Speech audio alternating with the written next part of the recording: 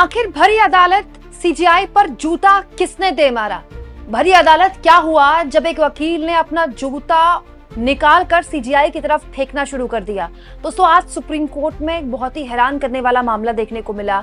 दरअसल रूटीन सुनवाई चल रही थी मामले की। सीजीआई अपनी बेंच में बैठे हुए थे और मामले की सुनवाई कर रहे थे। इस बीच सीजीआई गवाही पर सीधा एक वकील ने जूता फेंकने की कोशिश की। हाई वोल्टेज ड्रामा देखने को मिला। पुलिस वहां पर आ गई और उसके बाद क्या हुआ जल्दी आपके सामने मैं रख देती हूँ।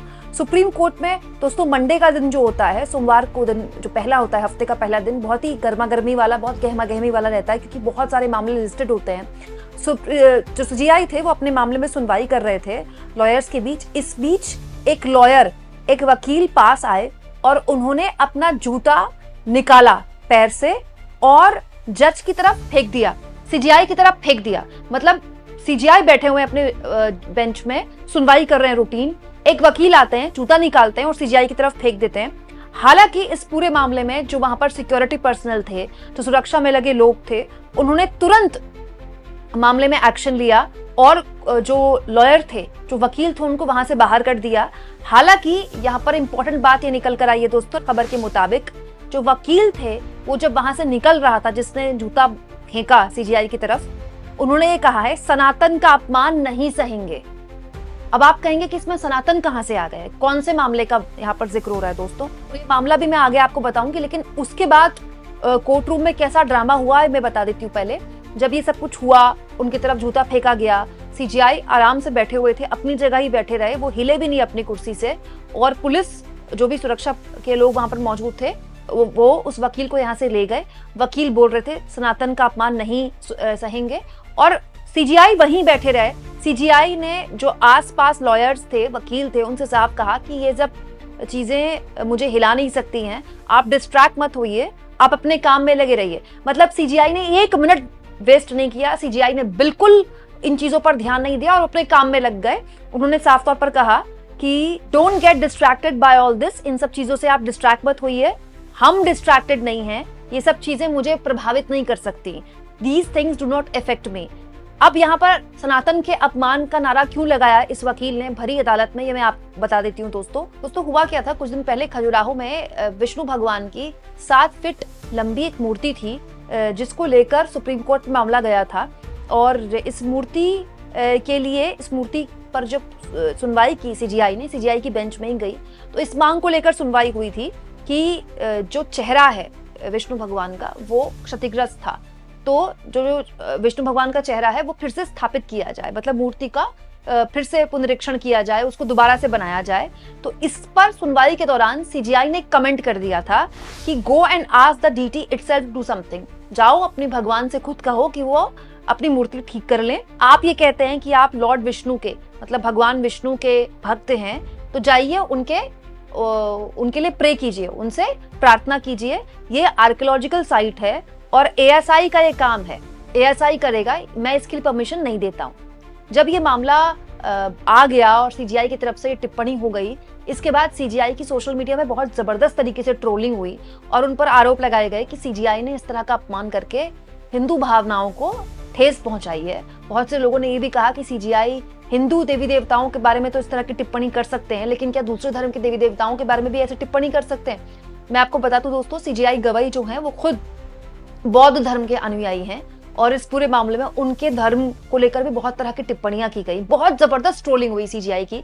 जिसके बाद सीजीआई ने इस मामले में एक तरह से दोबारा से बयान भी दिया था। 2 दिन बाद सीजीआई आए, 2 दिन बाद जब छुट्टी खत्म हुई और दोबारा से कोर्ट लगी, तो सीजीआई ने ये भी बोला था कि उनका जो मकसद था बोलने का, कहीं से भी किसी को अपमानित करने का नहीं था, किसी को डिसरिस्पेक्ट पहुंचाना नहीं था, और वो सभी धर्मों का बहुत सम्मान करते हैं, ये सब सोशल मीडिया में होता है। सीजीआई ने उस तरह से आप कह सकते हैं एक मामले में अपने ही दिए हुए टिप्पणी को लेकर सफाई दी थी। लेकिन अब एक वकील भरी अदालत में सीजीआई पर जूता फेंकने की हिमाकत करते हैं, ये कितना शर्मनाक है दोस्तों। भरी अदालत में सीजीआई पर आप जूता फेंक रहे हैं। आप सीजीआई पर जूता नहीं फेंक रहे हैं, आप न्यायपालिका के सबसे मजबूत, सबसे बड़े चेहरे पर जूता फेंक रहे हैं। मतलब आप किसी से असहमत हो सकते हैं, किसी से सहमत हो सकते हैं, लेकिन आप कोर्ट के मतलब इस तरह की साख पर ऐसी भद्दी चीज कैसे कर सकते हैं। बड़े शर्म की बात है दोस्तों। मैं किसी भी हाल में सीजीआई की टिप्पणी का सपोर्ट नहीं करती कि उन्होंने ये बात भगवान विष्णु के लिए क्यों बोली। मैं खुद एक सनातनी हूँ, मुझे भी कोई बहुत अच्छा नहीं लगा था उनके ये बयान सुनकर। बट पॉइंट ये है कि ये किस तरह का व्यवहार है। आप न्यायपालिका के लिए ऐसी तिरस्कार वाली चीज कैसे कर सकते हैं। सीजीआई को निशाना बनाना केवल एक व्यक्ति को निशाना बनाना नहीं है दोस्तों। जस्टिस गवाई जिस पद पर बैठे उस पद का एक गरिमा है, उस पद की एक सम्मान है, और उस सम्मान को सिर्फ इसीलिए आप ठेस नहीं पहुंचा सकते कि आपको किसी का एक कमेंट बुरा लगे। ये जो सहिष्णुता और असहिष्णुता की तमाम तरह की बातें बोली जाती है, सबसे पहले हमें खुद पर लागू करनी पड़ेंगी अगर हम दूसरों से अपने आप को सहिष्णु बताते हैं तो। अब दोस्तों इस पूरे मामले में सोशल मीडिया में काफी गर्मागर्मी हो गई है। अब सोशल मीडिया में इसको लेकर काफी बहस हो रही है कि सीजीआई पर इस तरह का हमला किया जाना चाहिए कि नहीं किया जाना चाहिए। इस तरह के वकील, सबसे बड़ी बात तो जो वकील कोर्ट के अंदर मौजूद हैं, जाहिर तौर पर दोस्तों वरिष्ठ वकील होंगे, सुप्रीम कोर्ट में प्रैक्टिसिंग वकील होंगे, क्योंकि सुप्रीम कोर्ट के अंदर एंट्री नहीं मिलती इतनी इजीली तो। और वो सीजीआई के बेंच तक इतने करीब कैसे पहुंच गए, ये अपने आप में बड़ा सवाल है दोस्तों। न्यायपालिका एक ऐसी जगह है जहां पर आम आदमी के लिए जाना और आना सुलभ होता है, आसान होता है। एक गरीब आदमी सुप्रीम कोर्ट जा सकता है, लेकिन अगर इस तरह की चीजें होंगी और वहां भी इतनी कड़ी सुरक्षा कर दी जाएगी और वहां भी ऐसी चीजें हो जाएंगी कि फिर चप्पे चप्पे पर नजर। सुप्रीम कोर्ट है वो कोई संसद नहीं है कि जिसमें आम लोग जा नहीं सकते। लेकिन वहां अगर इस तरह से सीजीआई को निशाना बनाया जाएगा, अगर सुप्रीम कोर्ट के अंदर ही सीजीआई सुरक्षित नहीं है, तो फिर ये तो अपने आप में सवाल है। और उनको निशाना कौन बना रहा है? उसी व्यवस्था के हिस्से में एक शख्स, एक वकील। मतलब एक वकील और जज का संबंध तो ऐसा होता है जो हर लिहाज से दोनों को एक दूसरे की जरूरत है।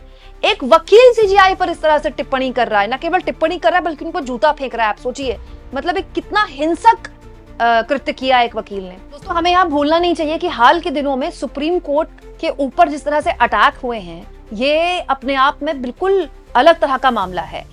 पहले बीजेपी के सांसद निशिकांत दुबे ने उस वक्त के तत्कालीन सीजीआई, जिन्होंने वक्फ के मामले में 2 सुनवाइयों में शुरुआती तौर पर रोक लगा दी थी, उन पर टिप्पणी की और कहा कि वो देश में गृहयुद्ध फैलाना चाहते हैं। और उसके बाद उस वक्त के तत्कालीन वीपी जगदीप धनखड़ ने सुप्रीम कोर्ट के लिए कह दिया कि सुप्रीम कोर्ट अपने आप को सुपर संसद की तरह बिहेव कर रही है। तमाम तरह की आप देखिए सुप्रीम कोर्ट की कितनी ट्रोलिंग हुई सोशल मीडिया में। सुप्रीम कोर्ट को सुप्रीम कोर्टा कह दिया गया सोशल मीडिया में, जब वक्फ वाले मामले में सुप्रीम कोर्ट ने पहली दूसरी सुनवाई में ही साफ तौर पर रोक लगा दी थी कुछ विवादित मसलों पे। कितनी जबरदस्त ट्रोलिंग उस वक्त के सीजीआई की हुई थी। और अब ये तो कहीं ज्यादा है ट्रोलिंग से। मतलब एक वकील की इतनी हिमाकत कैसे हो जाती है कि वो भरी अदालत में सीजीआई पर इस तरह से अटैक करते हैं। इसमें मैं तारीफ करूंगी सीजीआई की कि उन्होंने बहुत ही ज्यादा अपनी कामनेस का, अपने पेशेंस का एक परिचय दिया है। लेकिन ये हम एक समाज के तौर पर हमें सोचने की बात है कि किसी की बात पर हम सहमति असहमति रख सकते हैं, लेकिन वायलेंस का रास्ता किसी भी हाल में हम इस तरह से अख्तियार नहीं कर सकते। आप इस मुद्दे पर क्या सोचते हैं? कमेंट बॉक्स में जरूर लिखें।